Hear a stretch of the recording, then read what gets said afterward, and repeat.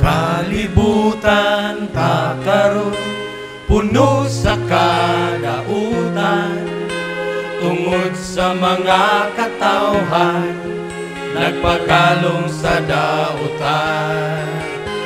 Ayaw gayon upalinla, ni ining kalibutan, kay ang imong mga lakang gisundan ni Satan. Buktan ta pag-ayo ang atong kaluwasan, aron kita makalahutay sa atong panahon. Ayaw tan-aw sa imong isig katawo, hinuon maoy tanawa ang imong Ginoo.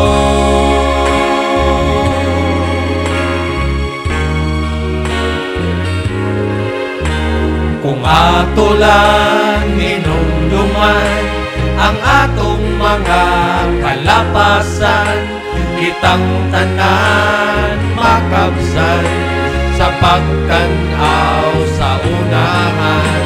Ayaw gayon upalinla, ni ining kalibutan, kay ang imong mga lakang gisundan ni Satan.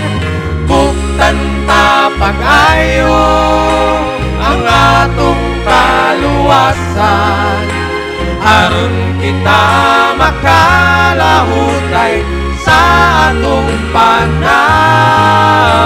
Ayaw tan-aw sa imong isig katawo, hinuon maoy tanawa ang imong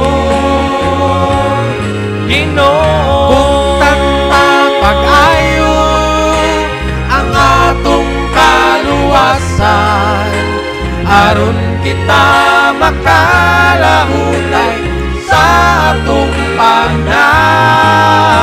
Ayaw tan-aw sa imong isig katawo, hinuon maoy tanawa ang imong Ginoo. Hinuon maoy tanawa ang imong